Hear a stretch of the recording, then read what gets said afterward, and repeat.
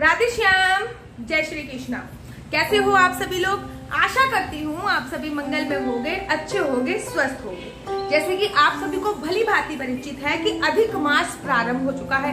कुछ इसको मल मास भी कहते हैं, कुछ इसको पुरुषोत्तम मास भी कहते हैं और कहीं कहीं पे इसको लोंद के महीने के नाम से भी जाना जाता है। 3 साल में एक बार आता है। क्यों आता है, किस लिए आता है, इसके लिए तो आपके पास अनेकों वीडियो यूट्यूब पे होंगी। अगर आप फिर भी जानना चाहते हो कि लोन का महीना, अधिक मास, पुरुषोत्तम मास 3 साल में ही एक बार क्यों आता है, किस लिए आता है, तो आप मुझे कमेंट पे लिख के दीजिए, मैं आपको बताऊंगी। और इसको अधिक मास क्यों कहते हैं, इसको पुरुषोत्तम मास क्यों कहते हैं, अगर ये भी जानना चाहते हो, या फिर मल मास क्यों कहते हैं, तो आप मुझे कमेंट में लिख के दे सकते हो, मैं आपको बताऊंगी। लेकिन इस पुरुषोत्तम मास में हर कोई कहता है कि ये करो, वो करो, वो करो, वो करो। पर्सनली आज मैं बताने आई हूँ कि इस अधिक मास में, इस पुरुषोत्तम मास में मैं क्या कर रही हूँ। देखिए, मेरे को सबका तो पता नहीं, सबका अपना अलग अलग विधान है। कोई ये कर रहा है, कोई वो कर रहा है, कोई कुछ कर रहा है। लेकिन मैं पर्सनली क्या कर रही हूँ वो आप लोगों के साथ शेयर करने के लिए आई हूँ। क्या पता आपके भी कुछ कार्य में आ जाए कि मैं अधिक मास में क्या कर रही हूँ। देखिए, इस समय तो मैं गाजियाबाद में हूँ, हाल फिलहाल में मैं गाजियाबाद में स्थित हूँ। अभी मैं 1 या 2 दिन में वृंदावन जाने वाली हूँ। आप सभी को भली भांति परिचित है कि वृंदावन में भी मेरा एक छोटा सा आश्रम है, क्योंकि मैं कथावाचक हूँ। वहां पे जाने के बाद मैं सोच के रही हूँ मैं 100% करूंगी भी। मैं दंडवती परिक्रमा इस लोंद के महीने में अवश्य और अवश्य करूंगी वृंदावन की, और 7 परिक्रमा मैं वृंदावन की करूंगी। 1 परिक्रमा मैं गोवर्धन की करूंगी, 1 दंडवती परिक्रमा, 7 परिक्रमा मैं वृंदावन की और 1 गोवर्धन की परिक्रमा भी करूंगी। तो ये अधिक मास में मैंने इतना सोचा है। साथ ही साथ मैं क्या करने की विचार कर रही हूँ, मैं सोच रही हूँ कि 100 सेरा मैं दान करूँ। आपको पता ही है कि अगर नहीं पता तो मैं आपको बता देती हूँ कि 100 सेरा दान किसे कहते हैं। 100 सेरा दान वो होता है जिसमें आप 1-1 किलो करके 100 किलो चीजें दान करें।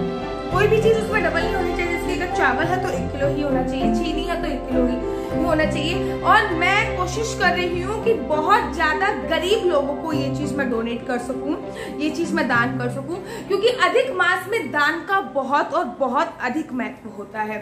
साथ ही के साथ मैं रोज दीप दान कर रही हूँ। अब दीप दान अर्थात दीप ये नहीं कि मैं मंदिर में जाके दीप दे के आ जाती पंडित जी को, ऐसा कुछ नहीं। मंदिर में जाके दीप जलाना, या फिर अगर आप रोज मंदिर नहीं जा सकते हो तो आपके घर में अगर तुलसी जी है तो रोज शाम को आपको तुलसी जी के सामने दीप जलाना। अगर आपके घर पे तुलसी जी भी नहीं है तो आप अपने घर के बाहर एक दीप जला सकते हो, दीपक जला सकते हो। इसको कहते हैं कि दीप दान करना। तो मैं रोज नित्य नियम से 1 दीप दान कर रही हूँ अधिक मास में। जो मैं ये कर रही हूँ, ये अधिक मास नहीं होता, मैं तब भी करती हूँ, लेकिन अधिक मास है तो मैं विशेष तौर पे ध्यान रख के कर रही हूँ। साथ ही साथ मैं 1 बूंद गंगा जल की, जब से अधिक मास प्रारंभ हुआ है, रोज नित्य ले रही हूँ। आप भी कोशिश कीजिए कि अधिक मास में 1 बूंद गंगा जल की अवश्य धारण करें, अवश्य उसको लीजिए। साथ ही साथ आप अपने स्नान वाले पानी में, जिससे भी आप स्नान कर रहे हो, सुबह सुबह कोशिश कीजिए कि सूर्य उदय से पहले ही इस समय स्नान कर ले। कोशिश कीजिए ये कि अधिक मास कम से कम 1 महीना, जो कि 3 साल में एक बार आता है, अधिक मास में सूर्य उदय से पहले ही पूरी कोशिश कीजिए कि आप लोग स्नान कर ले। अगर तब भी नहीं कर पाते हो तो सूरज उगने के 2 घंटे बाद तक तो कर ही लीजिए। और पानी में 1 बूंद या 2 बूंद गंगा जल की अवश्य और अवश्य डालिए।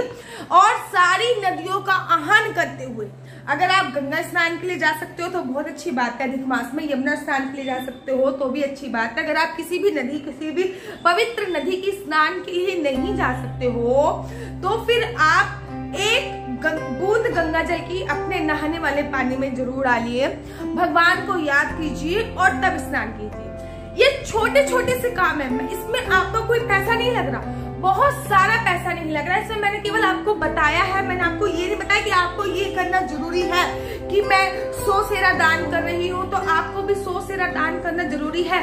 कोई कंपलसरी नहीं है, जितनी आपकी कैपेसिटी हो आप उतना ही कीजिए, लेकिन 1 बूंद गंगा जल नित्य प्रतिदिन सेवन कीजिए अधिक मास में। और 1 दीप कम से कम, अगर आप कुछ भी नहीं कर सकते हो तो ये उसके लिए है कि 1 बूंद गंगा जल का नित्य सेवन 1 महीने तक और 1 दीप जरूर दान कीजिए। इसके अलावा मैं कुछ भी नहीं आपको बताऊंगी कि ये दान करो, वो दान करो, मालपुए दान करो, चावल दान करो, गेहूं दान करो।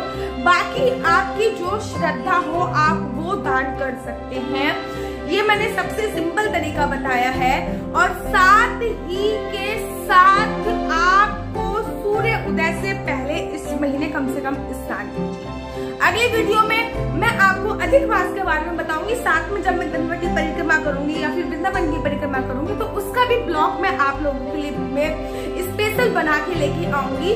और अगर आपने दर्शन नहीं करे हैं, अगर आपने भी धनवट की परिक्रमा नहीं करी है, अगर आपने भी वृंदावन आप गए नहीं हो तो आप मेरी वीडियो के जरिए दर्शन भी प्राप्त कर सकते हैं, देख भी सकते हैं और मानसिक परिक्रमा का फल भी ले सकते हैं। तो चलिए आप मुझे दीजिए इजाजत, मैं एक नई वीडियो के साथ दोबारा उपस्थित होंगी। तब तक के लिए हरि बोल, जय श्री कृष्णा।